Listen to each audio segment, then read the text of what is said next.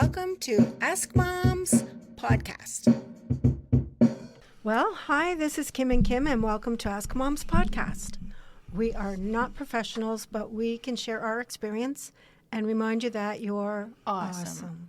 We're talking all things motherhood, the good, the tough, and everything in between. And today's episode of Ask Moms is, why does everybody seem so angry or on edge? And let's help our kids navigate through those big feelings. The grown-ups too. So today's big question, why does it feel like everyone is so angry these days? That's all you see on the news, hear about. People are snapping at each other in the grocery line, all this road rage, even shouting at kids' sports games. Well, that's not really, new, but it seems to be getting a little more nasty and personal. For years, we've all seen those parents who are shouting at sports events. But I agree, Kim, these past few years, everything seems to be escalating from anger to frustration to lack of empathy even. So, what the heck? I don't know, man. To help us figure this out, though, we've invited our very esteemed guest, Izzy. Thank you so much for joining us. It's very esteemed. Thank you. Very esteemed. So why is everybody so angry, you guys? We all have excuses of why, and I think that's one of the things that we have to think about. It's an excuse. I find that everyone's a little more on edge or has a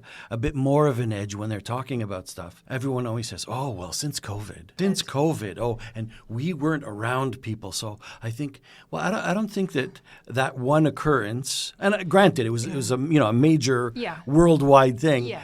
I don't think that one occurrence changed our personalities so dramatically. Anyway, let's just start with the big picture. So why does it feel like anger is everywhere lately? Experts say, big surprise, stress. Being overwhelmed, cost of living, huge. Navigating toxic workplace. You would think with HR regulations it would be better. It's getting worse. I know. People manipulating things. Yeah. And then keeping children safe is another huge one. So that alone is overwhelming. The one question that I have that I haven't been able to answer, that's why I'm phrasing it as a question. I'll let the smart people talk about this. The one I don't understand is I think everyone's getting really frustrated because they are not quite sure how they're going to reply to something. And what I mean by that is in the olden days, and I like to say that because I'm an old guy, there was the possibility that we would disagree about something. Or there was a possibility that we didn't have the same views about something, whether it be politics, religion, whatever it might be. And we were fine with it. I remember when, in university, that was the great debate area where we would all take different sides and everyone could have a different opinion. And it just seems like nowadays that, well, I can't speak to that person because they're not of the same political party that I'm from. Oh, I can't speak to that person, or I'm angry at that person because they have this view. And I find that we're taking it to this level where it's like, if you don't agree with me, there's seriously something wrong with you. Wait a sec. No, that really shouldn't be the case. And it escalates and causes stress to the whole situation. That's perfect to me that everyone's just walking on eggshells right now. Perfect You're afraid analogy. to say the wrong thing. Why right? can't we disagree? Yeah. We can agree to disagree, and that's okay. And that's okay. I find us a little more judgmental than we used to be. We drew back to how we were raised or what our beliefs were to have an opinion of something. But there was this politeness. And even if someone didn't quite agree with you or you didn't quite agree with their methods, you were still polite to them and kind of went, oh, I don't agree with you, but, that's the way you want to be. But nowadays, it seems like it's escalated. Yeah. It seems like it's not, I'm going to accept you for who you are. It's more, well, if you're not the person I want you to be, then I want nothing to do with you, and there's something wrong with you. And it really extends to our kids, too, because everything that we do is a mirror for our children. 100%. And they look at us, even if you don't think they're watching, they're learning from the way you react to something. I remember parents, growing up, we'd be having dinner. They knew, and I picked up on it, that certain people we'd have over for dinner, they knew just to avoid certain subjects, right? Yeah. And that was like, they're still our friends. We just will not talk about the politics or religion. Or whatever with it was. certain people. Exactly. Right. Yes. But you still had a great time because you talked about other things. Yeah. As you said, when we adults are stressed and snappy, our kids do pick up on that too, like you said, a mirror, right? Yeah. Yes. So kids are emotional mirrors. We're on the edge, kids sense it and often act it out themselves too. Sometimes they don't even know why. They just know that my parents are angry and upset, so I'm angry and upset too. Exactly, And they because act out. that's what they know. If there's a lot of stress and strain in the house, for whatever reason, Right. it could be work stress the parents bring home, about the Yeah. economy and about politics and about everything that's happening, it sort of piles up. Children will take on their parents' stress just because that's all they know. I couldn't agree more. But let's talk about kids specifically for a minute, okay? So when you think about it, kids are somewhat defenseless. They do what we tell them to do. They rely on us and they feed off of us. Sometimes you see kids melt down over something tiny, like not finding their favorite sock. So is that really anger? There's a thing called, we'll go into it a little bit later, but it's called name it to tame it. So basically teaching kids to kind of identify what their feeling is. So are you frustrated? I'm frustrated, And then as soon as they can identify what it is, they'll say, I'm frustrated. And then they can figure out, well, why am I frustrated? I'm just, like a bomb ready to go off. Get them to identify what their feelings are. Mm-hmm. So we cover that a little bit later. Like I remember being a kid thinking I have no control. Like you just get in the car when your parents tell you get in the car, out of your control. Do you know what I mean? Like some things that could be really meaningful to a child is not in their control. Yeah. So on top of those regular feelings, now we have this day and age where they're on the internet and there's so much added just to kids. Good point. Like right down to clothing, shoes, what they're having for dinner, the color of their backpack. I mean, they might not have any say in anything. So I have an odd question for both of you. Do you think that had changed through the ages? And what I mean is, do you think that it's really changed that much, or is it just different? Because I hear a lot of people talk about it and they say, oh, the amount of pressure that's on kids nowadays. And I agree. I absolutely agree. They have a million different ways of communicating with each other, which is one of the things we didn't have. The 15 different social medias that we could communicate to each other on, and taking pictures of each other, and the amount of video and pictures and things that kids do now that's escalating it that much? Mm-hmm. I think it's all relative, really. Every generation, whatever was really basically upsetting to people and worrisome, frustrating, fearful for them. But I think nowadays, when I was a kid growing up, my mom and dad worked. My mom worked part-time. So they would go to work, we'd go to school, we'd come home. They'd hang out with us. We were pretty much always home.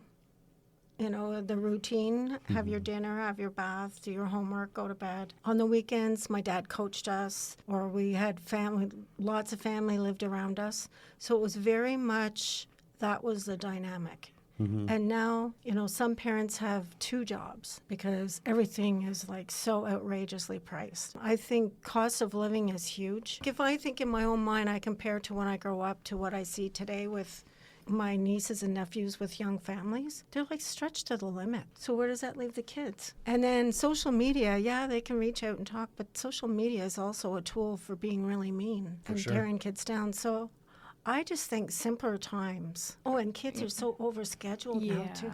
Yeah. Oh, it has to be in dance. They have to be in soccer. Maybe we don't need to do all that. I mean, that's just, everybody's different. You know what, Kim, that's such a good point. Your vehicle's going to get you from A to B. Does it really matter that it has air-conditioned seats in the back seat? Is that a thing? Yeah. Oh, cool. I like the point that you made. I think that you don't have to have 15 things going. How do we deal with kids who need to be in certain things because their friends are in it? Because I know that there are a lot of parents, they just can't afford some of this stuff. And they're really doing without in other areas to make sure that their children can be in skating and be in ice hockey. And all of these things are super expensive. Oh, yeah. They always have been. But I Yeah. mean, parents always feel like they need to have, their children have to have more than they ever had. It's sort of like a pride thing in them to say, I didn't have this. The parents were busy working. Well, now there are a lot of parents that are like that too. But I don't think my parents, or at least I didn't do it, had as much pressure to make sure that I was in lacrosse and hockey and this and that. And now it's like this big thing that if you can't, the kids almost feel like they're outcasts. I Well, don't know. because they've formed these cliques, right? Yes. And they talk about hockey at school or whatever. But I mean, that was always the same as well. Yeah, so my theory on that is it's about the kids. Talking about this, it all comes down to simpler times. And you bring your laptop home because you have to finish something that you have to do exactly tomorrow. for So tomorrow. even when you're at home, you're not necessarily at home. We have to get and get and get and get. And sometimes I envy, at least to me, I envy those families that are like, well, we're going to such and such a place and we're going to have a picnic and we're going to hike. And I'm thinking, how did you pull that one off? That's pretty Yes, amazing, yes. right? But helping your child with it. I mean, it's nice. You're giving your child things, but I don't think you're helping them because then how are they going to feel? What are they, you know how I said when they're small children, they're learning from you? Yes. So what are they going to learn as adults? Yeah. As adults, they have to give people stuff Yeah. to gain respect or to be whole. That's I don't know. right. No. Maybe that's wrong. So maybe we're not doing them any favors. And are they going to look back when they're older? Are they going to remember all those little tablets and MacBooks and things like that? Are they going to remember any of those things? Or are they going to remember those hikes and those picnics? Yeah. Is that what they're going to Yeah. remember? And that's today's day and age. Back to basics. They just want to be with you. I've heard that memory. I've never heard the memory. I remember my first Mac Mini. Oh, it was a great. No. Yeah. Exactly. Yeah. So parents out there, just give yourself a break because kids just want to be out in the fresh air. They want to do stuff. So you don't have to spend all that money. I think that we have to do a better job of identifying what's actually going on. I mean, you might think, oh, I don't know, I've always got an angry kid. They're not angry. They're frustrated or confused or not sure, what they're supposed to be doing. I think it's all about communication. And even as parents, sometimes we get frustrated because we're like, how am I going to communicate that thought that I have? Is it going to make sense? Right. The more we try and the more we communicate with our kids, we can understand them a lot better and then figure out that maybe it's not anger, maybe it's a confusion, it's a frustration, it's a need that they have, but they don't quite know what that need is, and we can work it through with them. So how do we actually help our kids deal with that? Because yelling, like, calm down, doesn't exactly work. So we need to model calm.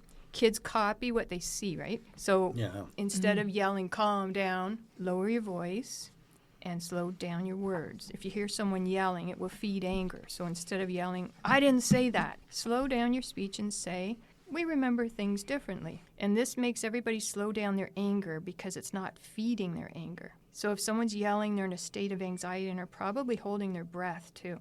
Pay attention to that next time. So if you slow your tone, lower your voice, and speak quietly. One of the valuable points that you had said earlier was that we have to look at it, we have to analyze it, and why is that anger there? Does it mean you should stay with that anger? Instead of saying your child's room's messy, instead of always being on them and it's like, you got to clean that now, you got to do that now, and escalating it, it could be, we're going to keep your door closed until you get that room cleaned up because I don't want people to see your messy room. You got to pick your battles, right? There was going to be a whole bunch of times where they were going to miss dinner, and that's not what we do in our family. You have the conversation. You say, you tell me what's a better time for us to eat dinner if you're busy at this time doing this. I think that everyone wants boundaries and everyone wants to know what the rules are and how they should act within them. So if we're all having a calmer discussion about how things should happen in that household, I think that I want them to respect the fact that I'm listening to them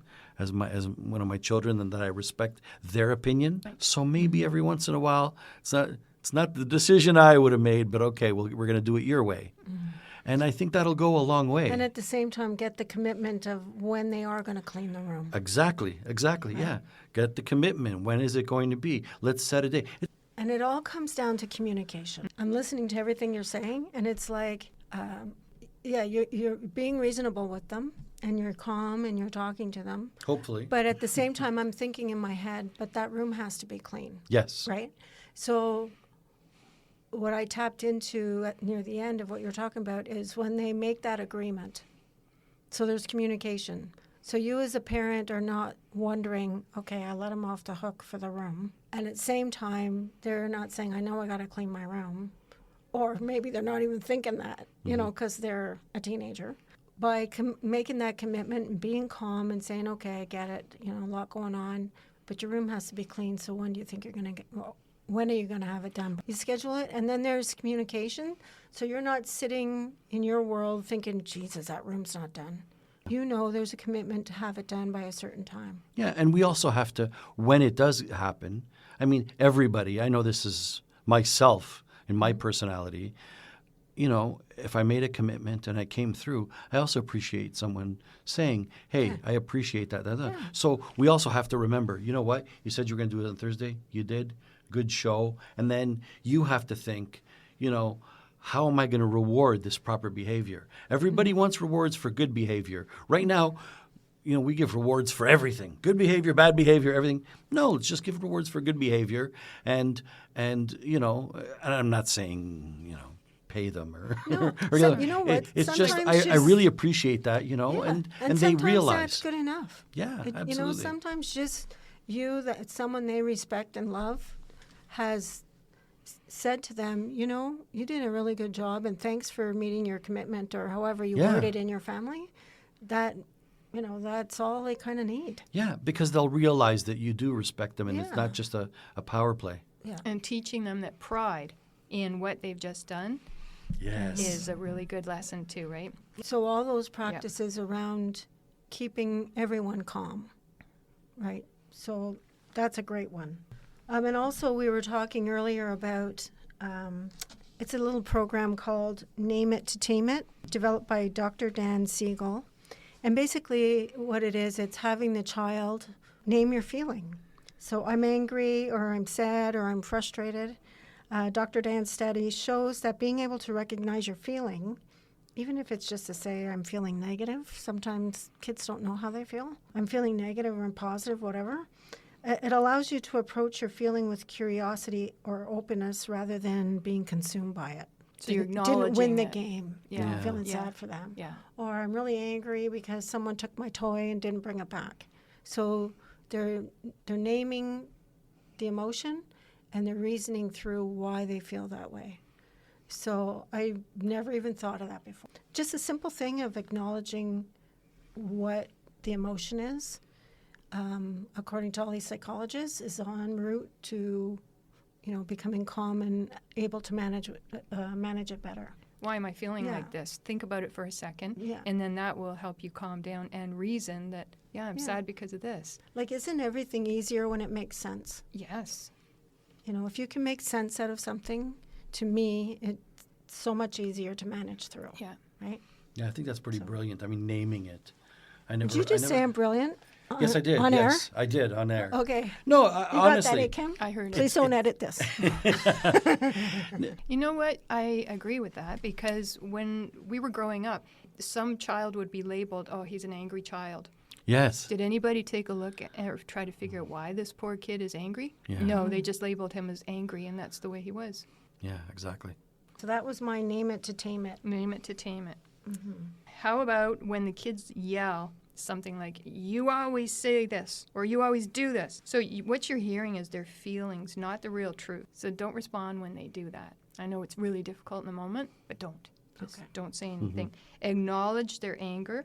So say something like, I understand you're angry or upset. So now they see that you recognize their feelings, and they don't have to keep trying to convince you that they're angry or upset by acting out, right? If you've acknowledged that that's what they're feeling. Another strategy is offer coping tools. So maybe some deep breaths, a safe space. So no matter how angry, upset you are with them or they are with someone else, whatever, if they go to this safe space, they're to be left alone. So that things don't get out of hand. Like a lot of times, not only adults and our kids and just adults, period, might think that the adult's not listening or the other person's not listening. And I think having these coping tools and bringing yourself back to a place where you're a little calmer and able to have a discussion about how you felt about what's happening will go a long way. I think that we have to teach our kids and teach ourselves as adults sometimes. You don't always have to be right. Like, I know myself anyway, every once in a while, if it's an argument or I'm angry about something, I have to prove that I was right, okay? I am right, let me prove to you why. Yes. And sometimes the fact that you were right is not the important part. It's do we really need to be arguing? right? Do I really have to have that argument with my child and that sort of idea? Is it really that important that I'm creating all of this stress and all of this disturbance? What? So that I could prove that I'm the parent or that I'm right or that the child is absolutely right, so they will not give up until I understand. Like that whole digging your heels in thing, it doesn't help anyone. And I think that the coping tools that we've discussed about taking a deep breath, staying away from each other for a second to think about it and how we're going to build the explanation when we come back together. So I have two thoughts on that. The first one is when you're saying I have to prove I'm right, another de-stressor there is basically sometimes you just see things differently, and that's okay too. You know what I mean? That in itself can be calming, just to say, hey, I just see it differently. And the other thing that I liked, how many times have you either wrote a letter, typed an email, typed a text in anger, where if you just sat back for 5 minutes and just your safe space for 5 minutes or 10 minutes, whatever, just to kind of rethink it, get out of that anger moment, and you still might be upset, but you don't have that sense of urgency that I got to respond right now. Just take that quiet moment, reflect, and try to look at, even though I'm not saying anybody's right or wrong, try to put yourself in their shoes, and then maybe you still send that email, but maybe you don't. It makes sense because it'll put you in another space. So many people talk about how certain lyrics and certain songs make them feel a specific way. And I never used to understand it, but I've had friends who said, oh, yeah, I remember listening to such and such a radio station or such and such music, and it really helped me through a time in my life. And in my head, I used to go, wait a sec, this music's entertainment. Like, it helped you through a time in your life? Yeah, it did. It does. It does. There's a whole scientific There's thing a whole behind science that. behind it, yes. Oh, that's me. I'm 90% music. Acting in haste, repent at leisure. Yeah. Right? Oh, well said. Thank you. I Well, like I that didn't one. come up with that, but that's an old saying. So what we're doing for our kids is we're teaching by example. So it's totally awesome to say, I need a minute to calm down. And what you're doing is you're showing them that not now, I'm not in a good place. And it doesn't blame anyone, so you're not stirring the pot. Anger doesn't disappear in that moment. It needs time. So say, I can tell that I'm not ready to have this conversation right now. Or I can tell I'm not in a good state of mind, a good place. So what you're doing is acknowledging that you feel very angry, and this is much better to do this, being able to handle that anger in the moment. So it's giving you a sense of power because you're recognizing the feeling and you're not becoming the feeling. So when you claim the feeling, you control it, and it doesn't control you. So remember, our kids learn emotional regulation by watching everything we do. Oh, right? Every episode that comes up. I know. And the other thing my dad used to say too is, if you can't control it, let it go. Mm-hmm. Good. Yes. And I think that's pretty relevant with the world today. Yeah. Certain things we're reading. Maybe shut off the news and. Yeah. I So agree. how do you think we were doing in this episode of identifying, like, the whole purpose was, why are people angry and what can we do, right? I think we've addressed a lot of. Absolutely. I know we do. We want you guys to learn what we needed to learn, Yeah. but didn't. Yeah, exactly. Like, we identified some gap for us. Yeah. So, Just remember that the good news is, everybody, with the right tools, we can help our kids and ourselves handle those feelings in healthy ways. And we want to thank you to our listeners. Remember, it's okay to feel big feelings, and it's even better when we know what to do with them. and thank you so much, Izzy, for joining us today. Thank you. Thank you Always a very much. pleasure. It's a Always huge a- privilege always- for me. Thank you. Yeah. So again, we thought it was really important, and thank you for tuning in. We hope you feel heard, supported, and empowered. We know you do your best. You can also listen to us on YouTube and now also on Hunters Bay Radio 88.7 on the dial. Please send in your questions for Ask Moms, or if you have any ideas for future topics, please connect with us by emailing askmomstoday@gmail.com. And remember, you're not alone. And know when to seek help. Learning to control anger can be a challenge at times. Seek help for anger issues if your anger seems out of control, causes you to do things you regret, or hurts those around you. Until next time, take care of yourself, please. You've got this.